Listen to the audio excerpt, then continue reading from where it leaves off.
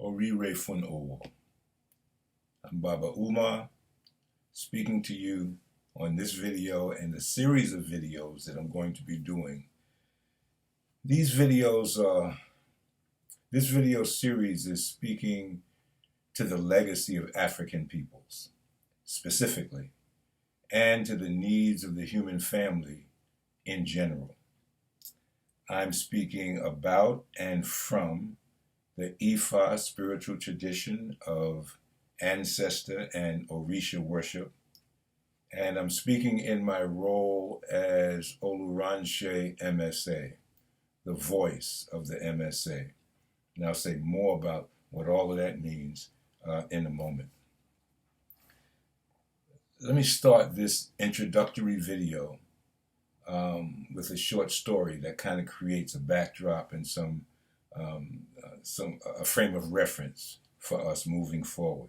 I'm going to be using my notes during the course of this so that I stay on track. So bear with me as I look down and up, checking my notes. So here's the story. So the father has to leave the household to take care of family business. So he gathers the wife and the children together, and he tells all of the children, listen to your mother. Her words are my words. He then turns to the oldest boy and the oldest girl and gives them instructions. Assist your mother in all that she needs. Protect your younger siblings in and outside the household. He then turns to the younger siblings and says, respect your elders and follow their instructions and their example. This way, when I return, all will be right. So he leaves. Upon his return, the home is in turmoil. The mother is in tears. Now you know, whoever is responsible for her tears is going to pay a price. And so the father calls all the children together to assess the problem and the solution. He questions the children in this way. To the oldest son, he asks, did you do what I told you to do and say what I told you to say? When the oldest son answers yes, the father says, come, sit at my side. To the oldest daughter, he asks, did you do what I told you to do and say what I told you to say? When the oldest daughter answers yes, the father says, come, sit at my side. In turn, he questions the younger children, who we now know were the difficult and rebellious ones, and questions them in this way. Did you take care of each other? Did you listen to your older siblings and do what they asked of you and follow their good example? When they're unable to answer in the affirmative, they are the ones who've made a bad bargain. This story is about the human family. The mother is Mother Earth. The oldest children are the original people of Africa. The younger children are all of the descendants of Africa, right down to the youngest, our Caucasian brothers and sisters. So the question I'm putting before you by this story is, you, regardless of what your background is, how would you be able to answer that question? Would you be able to answer in the affirmative? Or will you be one of those who made a bad bargain? Let me say a little bit about how I perceive the audience that I'm talking to. I see myself in this moment as talking to 5 different audiences. The MSA is the repository of the Ifa corpus, all of the wisdom, all of the stories. Ifa is an oral tradition. all of the stories for thousands of years, all of the stories that have been told and gathered that are part of the Ifa corpus. The MSA are the repository, the living repository of that wisdom. So, as a representative of the MSA, I'm speaking to them as an audience. They, the ones who can listen to what I'm saying and say, oh, well, brother, let me put you to the side and tell you a little something over here that's not quite the way that it should be. Or, praise you, brother. Oriша is speaking through you, and we're very pleased with what it is that you're doing. So I'm speaking to that audience. By the way, I was talking to a Babalawo, one of my mentors, a few days ago. And we were talking about the Odus, the sacred oracles, these sacred stories that make up the Ifa corpus. And we were asking about, there's so much. How can you possibly entertain this? And he made this statement. He said, for each Odu, there are 365 stories. And for each story, there are 365 variations. Now, there are 256 Odus times 365 stories times 365 variations. I did the math. 34,105,600 stories. I don't think Baba was, I don't think that's literal. I don't think. I'm sure I'll get corrected if it is, but I don't think it was literal. I think it's a way of saying that the wisdom of Ifa is all-encompassing. It's that broad. It's all-encompassing, and we'll understand that a little bit more as we go on. Okay. The second audience that I'm speaking to is the Eshu Traditional Council of Chiefs. I am a Babalawo, a member of the Isoro Traditional Council of Chiefs, and as such, and as the voice of the MSA, which is what Oluranse Emese means, I have a responsibility to them, that when I speak, I'm representing Ifa, the Ifa tradition, in a correct and accurate way. And so I'm speaking, I know they'll see this video, and I'm speaking to them as part of the audience that I'm talking to. The third component of this audience is the worldwide community of Ifa devotees across the various branches of Ifa. I mean, we're talking about Candomblé or Santeria or any of the other traditions that are branches of the Ifa tradition. Obviously, I'm speaking to that audience as well. Then there are those who are looking, searching, or seeking for Ifa.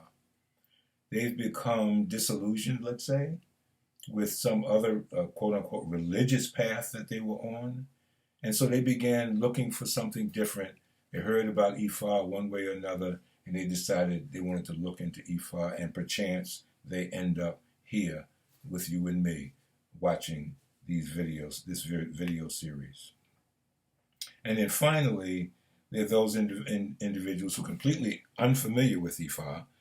Any of the Yoruba terms or Ifa terms that I use will be completely unfamiliar to them. They were just doing some Google searching and whatnot, or some YouTube searching, and came across this strange word, decided to check it out, and there they are here with you and me, and I'm talking to them as well. So as I speak, I'm trying to cover the bases of speaking to those who know better than I know, as well as those who don't have a clue about what it is that we're talking about. So I hope everybody will bear with me, okay, as we try to cover the bases in a way that can make the audience, as complex as it is, all feel comfortable with what's being said. So on my website, the Ile-Ife Orisha website, House of the Mysteries of the Orisha website, I started blogging really back in 2011. And then in 2016, I revamped the website. So I took some of the writings that I'd done from 2011, brought those forward. And so right now on the website, we have blog posts dating from January 2016 right up until today. So this series of videos is a commentary, a discussion, if you will, about those blogs. So I want to take each one of those blogs, go back, extract some key points from the blog, and elaborate on it in ways that I couldn't when I'm writing. You know, I don't want nobody wants to read a blog that's 20 pages long. I mean, unless it's, well, I don't want to read a blog that's 20 pages long, so I assume that a lot of other people don't either. So I tried to keep the blogs reasonably short, easy to read, and so this is an opportunity to go back and to say some things that weren't said in the blog, and to bring to the blog posts the understanding that I have now that I might not have had back when the blog was written. So let me give you 4 fundamental ideas or notions about the Ifa tradition, okay, about Ifa. And these 4 ideas or notions create the broad environment in which you and I are operating when we talk about the Ifa tradition, okay? Ifa ni ki isen. Ifa ni ki isen. Ifa is not a religion. Okay? We need to start there, because, I mean, I'm not unlike many of you, you know, who, for one reason or another, have gotten kind of turned off from institutionalized religion, feeling as though my ability to touch the spiritual realm is somehow constrained or contained within this structure, you know, of institutionalized religion. So let me say up front, Ifa is not a religion. Ifa ni ki isen. Ifa is a cultural tradition born in the science of our people. And we'll say more about that as we go. Ifa ni bawo A.S shishe. Ifa is how the universe works. Ifa ni bawo A.S shishe. Ifa is how the universe works. This is why in the Odus, the Sacred Oracles of Ifa, the corpus of Ifa, the stories, in the Ifa stories, almost anything could be talking. Trees are talking, and animals are talking, and insects are talking, and plants are talking, and Ifa divination is done for, you know, for Agemo, the chameleon. It's done for Arunmila, the prophet of Ifa, the one who organized the Ifa corpus for us and organized the system of divination that allows us to access that wisdom.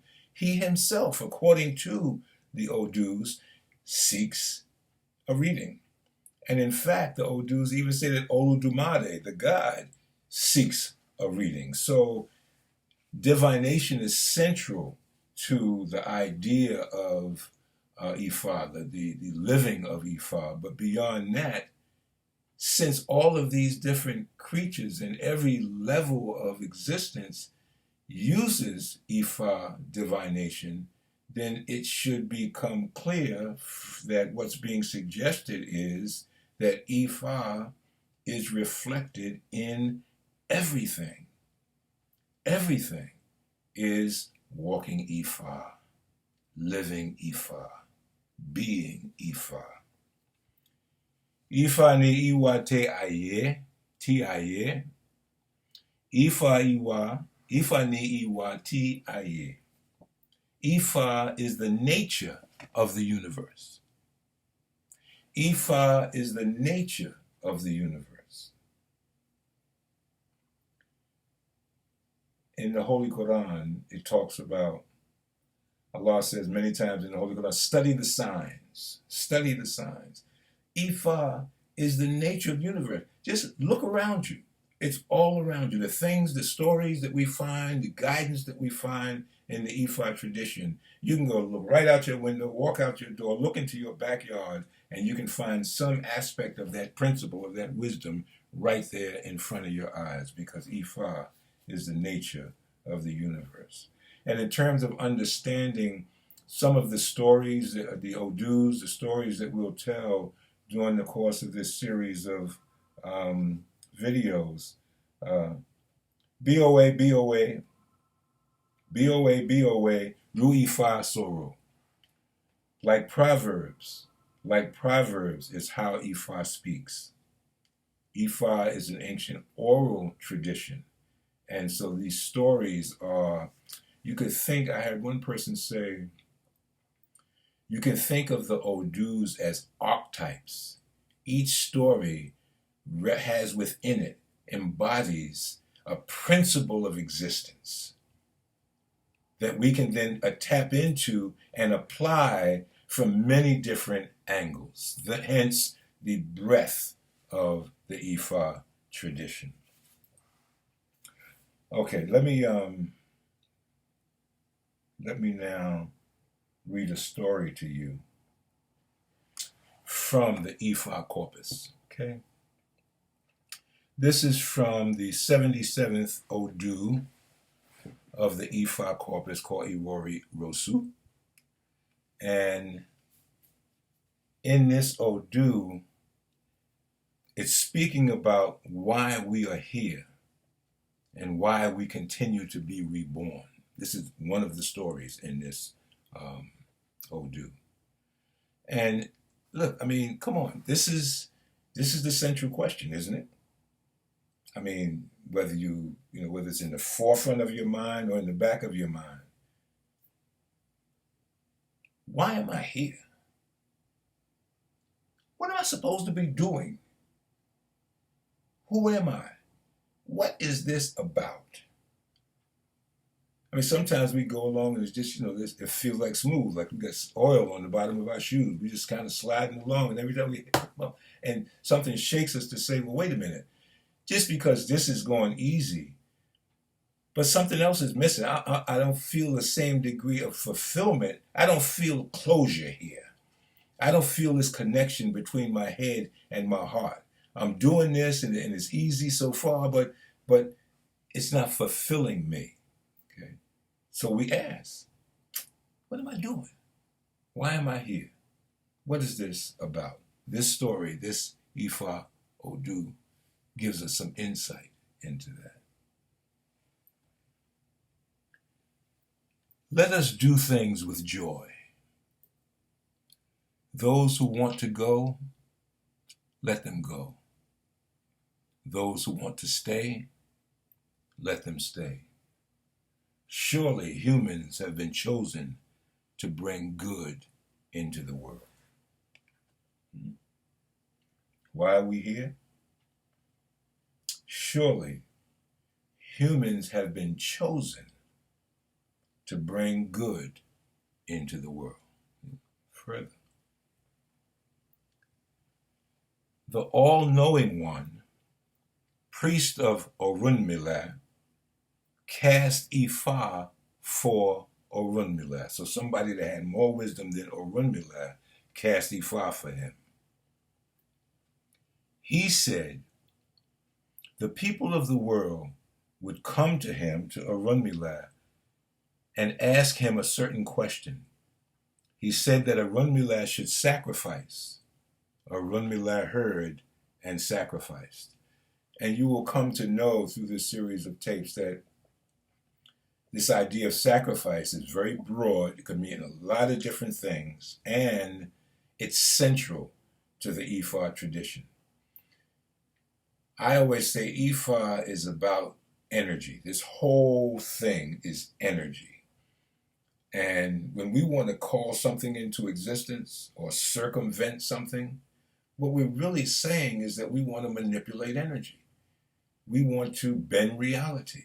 We want to move, we call ashe, spiritual energy. We want to move the ashe. And so sacrifice is what we do in order to move the ashe.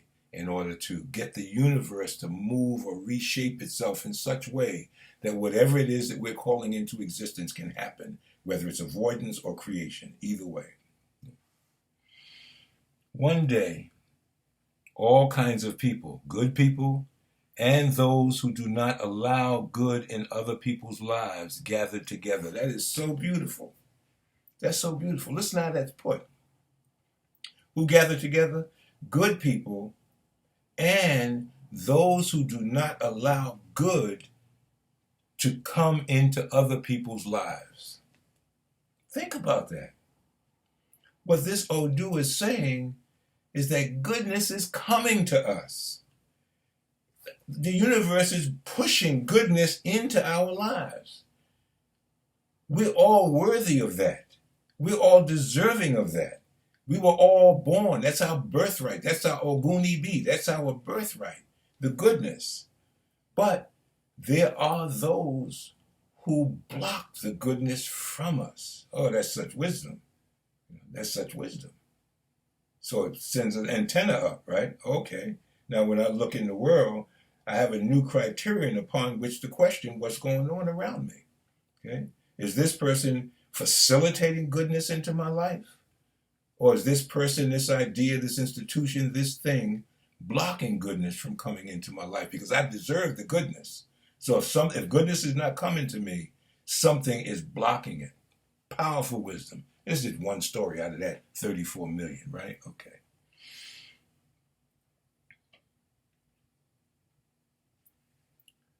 So the people said, they then went to Orunmila. They said, coming back and forth to earth tires us, Orunmila. Therefore, please allow us to rest in heaven. You know, this being reborn, that going and coming back, it tires us. Can we just go home to heaven and just, be done with it? And Orunmila said, you cannot avoid going back and forth to earth until you bring about the good condition that Olodumare, God, has ordained for every human being. This birth and rebirth and birth, death and rebirth, birth, death and rebirth, this process will go on, Orunmila says, until we do what Olodumare has ordained for us to do. What's that?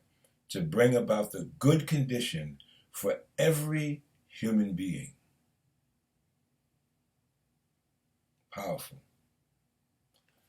Of course, that leaves us with the question, what exactly is the good condition?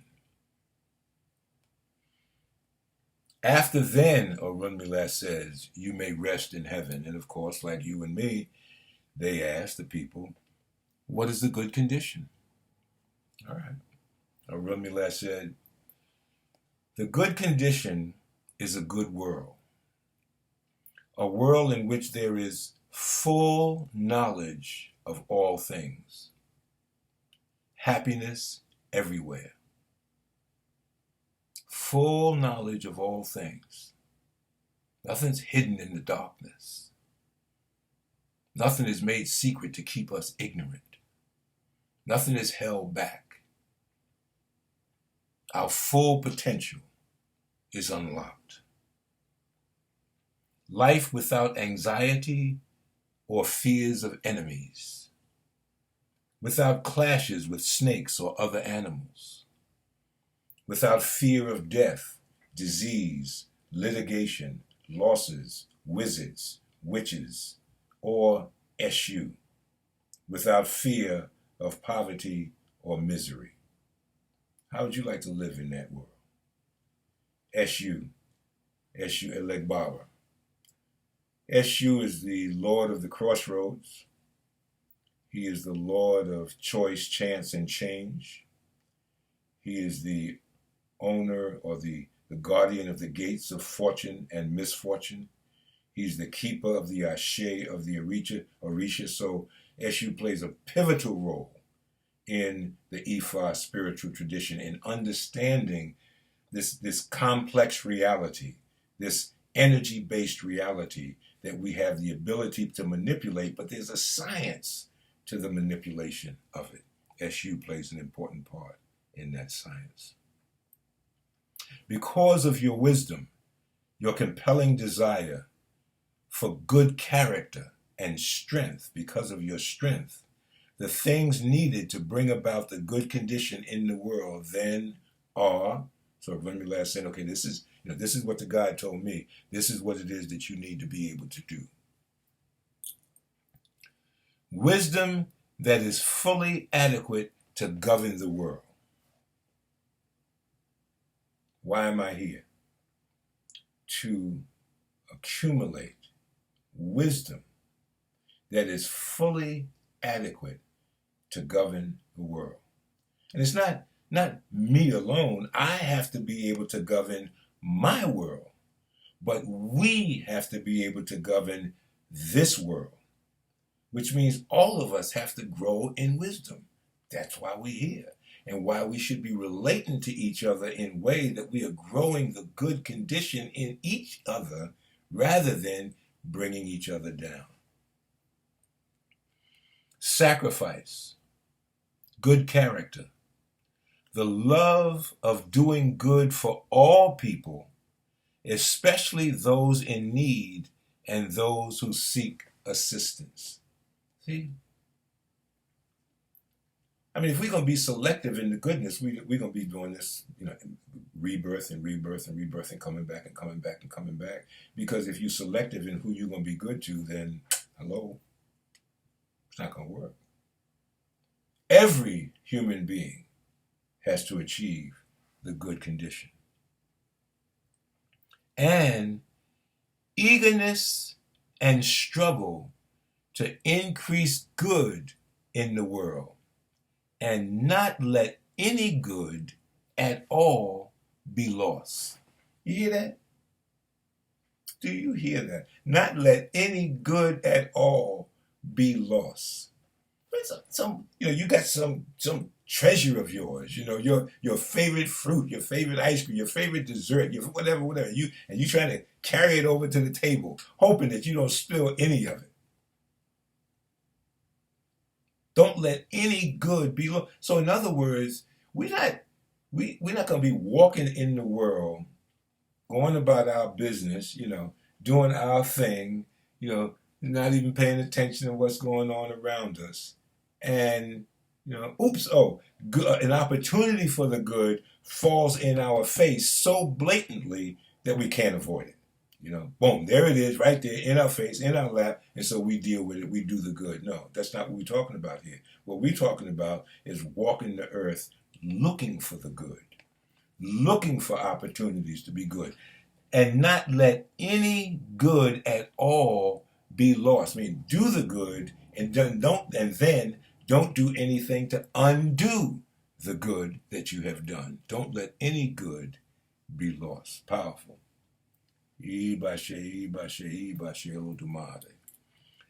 People will continue to go to heaven, and they will continue to go back and forth to earth after their transfiguration until everyone has achieved the good condition. Everyone. I know. It's easy not to like that person over there because of their hair. Easy not to like that person over there because of the way they dress. Not to like that person over there because of the color of their skin. Not to like that person over there because the way that the language that they speak. Not to like that person over there because they're heavy or they're thin. It's easy to do. That's easy. No work in that. That's easy. The price that you pay is that you shorten your life. I mean, that's it. If you're gonna walk around and hate with hate and enmity and jealousy and all those negative feelings, well, you just shooting cortisol into your body and poisoning yourself basically. Okay.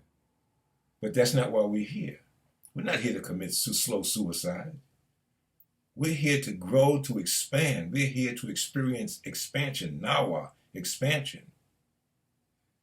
And in order to do that, we have to be expressing the good. Then, when the children of Oduduwa gather together, Oduduwa in the Ifa tradition is considered to be the human progenitor of the human race. the beginning of the human race, the human species. Okay? And so when it says the children of Oduduwa gather together, well, basically, all of us are children of Oduduwa. All of us. Every human being on the planet is a child of Oduduwa. Thus, when the children of Oduduwa gather together, those chosen to bring good into the world are called the Eniyan. Those chosen to bring good into the world are called the Eniyan, the chosen ones. So I put a question to you. Are you one of the chosen? I can't answer that for you. Nobody outside of yourself can answer that for you, because you made that choice before you came into the world. You came into the world for a reason. And that reason was to contribute or to take away. To contribute to the good or to take away from the good. You chose. You chose then, and you will choose now. I hope this is working for you, because these are the kinds of things we're going to be pointing out and talking about as we go forward in this series of videos. I am so grateful for the opportunity to spend some time doing this, just to sit and to chat. I'm sitting here in my office at my computer and being able to, voice, give expression to Ifa, and at the same time feel, something coming back. I do. I can feel that the energy that will be coming back, as believers and seekers have the opportunity to listen to the words of Ifa. Now let me take a few minutes just to deal specifically with the first blog post that I did back in January 2016. That post was called Bit by Bit. And a number of people come to the website, and on the website, one of the first encounters that you have is the journey to the root. And that's my journal. While I was in Ile-Ife, I kept a journal every day, and then I took the journal and I wrote it on the website as the journey to the root. People come, they browse the website, they read the journey to the root, and they're affected by it. It was a powerful experience for me, and for many of the people who read it, I hear back from them, and they say it was a powerful read. Well, this one young woman read, and she got back with me, and I'm going to share with you some of what she said. So, the idea of bit by bit, her words. You and I have been socialized. I'm a sociologist by education, so you'll hear me use a lot of expressions and come from that perspective, that social science perspective. We've been socialized, conditioned, some may want to say brainwashed, into seeing the world a certain way, into thinking a certain way, even about ourselves. And the people who socialized us, the conditions under which we were socialized, were not to favor us. And I'm speaking primarily to those of us who've come up in the West, away from the motherland. Okay. So my reason for going to Ile-Ife was to touch ground in the motherland and to look at the environment that our ancestors were in when this wisdom of Ifa was emerging. I didn't know all of what would transpire, but something in me was pulling me in that direction to know. I wanted to know. I was a seeker. Okay? And so I went to Ile-Ife, came back, and I learned that because of the way in which we've been socialized, because of the way many of us have been trained to think, trained and conditioned to think, we have to work at getting back to our root. We have to work at connecting our heart mind with our brain mind. We got to work at getting this stuff out of us. So I use it this way. I say we have to uncover it, Ifa, layer by layer. We have to move towards it, step by step. We have to seek Ifa bit by bit.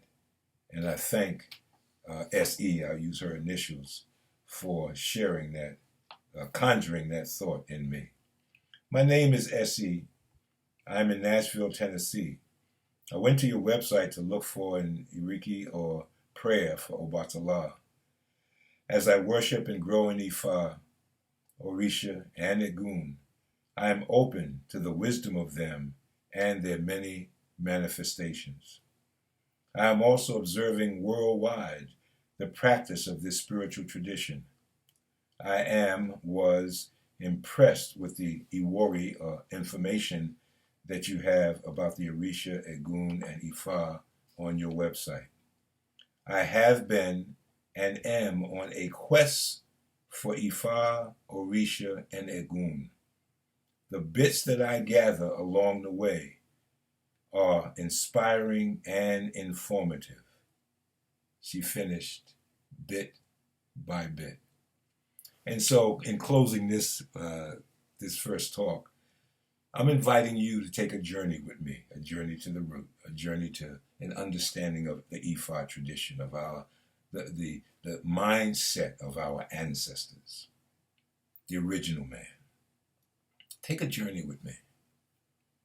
Let's just spend some time together, looking at the world that we're in, the reason that we're here, and the guidance that we can derive when we understand the science of Ifa as it relates to the nature of this universe and this world that you and I are trying to navigate. Alafia ati Ife, peace and love.